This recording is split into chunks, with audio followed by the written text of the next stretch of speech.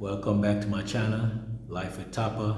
Chop, chop, chop. Follow the Topper Now Black Flag movement. Today we're going to be talking about life in the trenches, prison setting, things that goes down in the penitentiary that, society is not prevalent to know or see. The only time they see something like this is on TV, and what they see on TV don't really reflect what's really going on in a prison setting at this given time in we living in right now. Don't really match, because a lot of time you're watching a movie and what's going on in the movie don't really goes on down in the prison. But anyway, make a long story short, today we're going to be talking about life in the trenches, and we're going to be talking about an individual by the name of AK.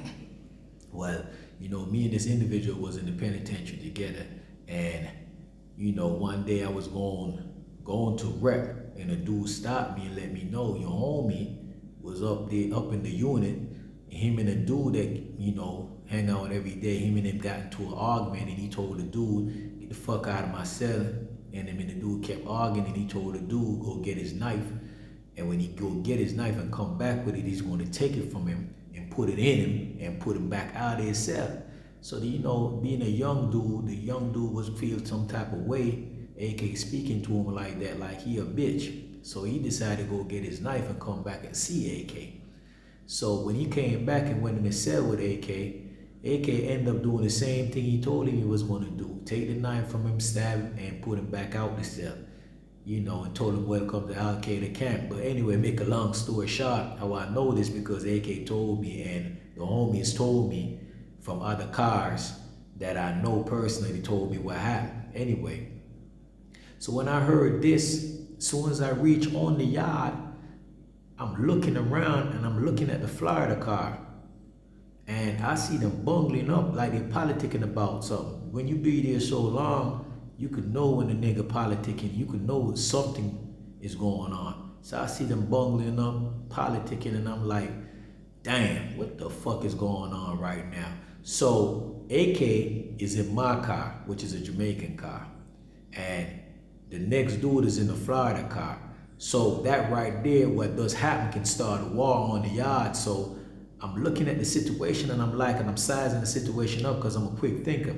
So I decide, man, I'm gonna go holler at these niggas because I don't want this shit to blow up and turn into something else over just a fight and a stabbing that could have been basically alleviated if they came and talked to me instead of basically moving, because shit like that happens where niggas just move and they ain't even come and talk to me and let me know what the fuck is going on, because they don't know if somebody told me about what took place in the unit. But anyway, make a long story short, I end up going over there, man, see one of the individuals that I know that's from Florida that, got enough respect for me. So I pull him up, put him to the side.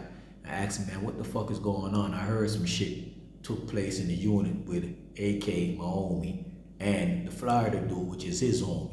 And he break it down to me what took place. So I'm like, that shit is dead. That shit was between the two of them. You know what I'm saying? That shit is dead. They hang out together every day. They was best of friends, and now they had a fucking fallout. That shit is over with and dead with.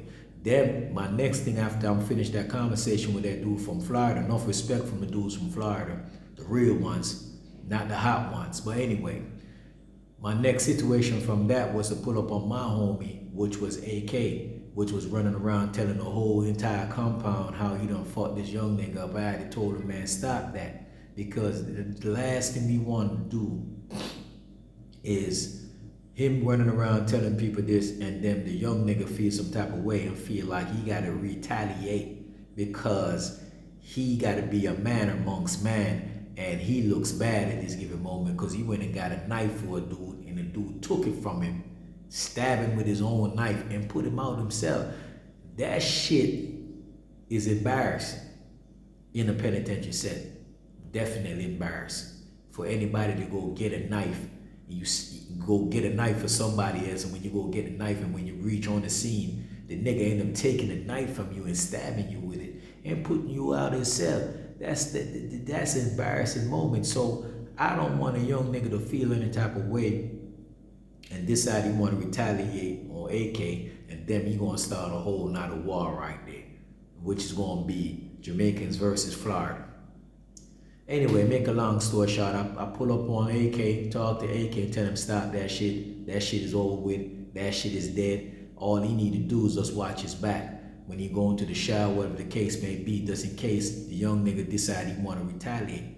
But AK didn't care a fuck. He was a nut anyway. In the federal system, anybody who know AK, know he's a fucking nut. This nigga, I gotta do more stories about him, because this is just the first story right here, because he got another story. He don't kick a marshal in the ass and kick him straight off the connier, which a nigga, a normal individual ain't gonna do that. He actually kicked a U.S. Marshal in the motherfucking ass, kick him off the goddamn plane. Not while it was flying though, while the plane was parked up on the ramp coming down off the plane. He actually was handcuffed and he kicked the marshal in the ass and had the marshal fall off the plane, which they charged him for it and everything. But that's a story for a whole nother video. So I actually talked to AK, sees that, went back and talked to the Florida dudes, sees that, and that situation was a dead issue. But, you know, me being a quick thinker on my feet, I kill all of that because it could escalate. And it's easy for things to escalate in a sentence like that. You know, if you like this video, remember to subscribe, share, comment, hit the thumb button. And also, if you want to send a donation, you could send a donation to the Cash App, which is the money sign Baby Needs, which is spelled BABYNEICE. Yeah, follow the Tapanah Black Flag movement, man. And also, I have an ebook out right now, which is called Life in the Trenches. You need to get that, which you actually could hit me up on IG, you know, Tapanah Black Flag Publishing, or Nav 1979. You can hit me up on any one of those IGs, and I basically could send you, you know, the link for the book, which is an ebook. Life in the Trenches is a good read, you know what I'm saying? And for y'all dudes who out here living these street life and think you know what's going on the other side, inside, you don't want to go there, trust me. You don't want to go there. I seen grown men went there, lose their mind. You know, 'cause they got us living like savage in these type of situations. So trust me, I'm trying to tell you, man, you think you savage, you ain't seen savage yet. It's like they don't put you back in slavery when you're in a prison setting, for real talk. So for y'all dudes, man, make sure you sit down and evaluate your life, man. That's not a direction you really want to go. If you got a chance to change your life or actually go in a different direction, that's what you need to do. But going to prison is not a place for you, trust me. I've been there. I did 21 years and change in there, and it ain't nothing to be played with. I've been locked down in confinement. I've been in fighting, stabbings, you could name it. I done did it all.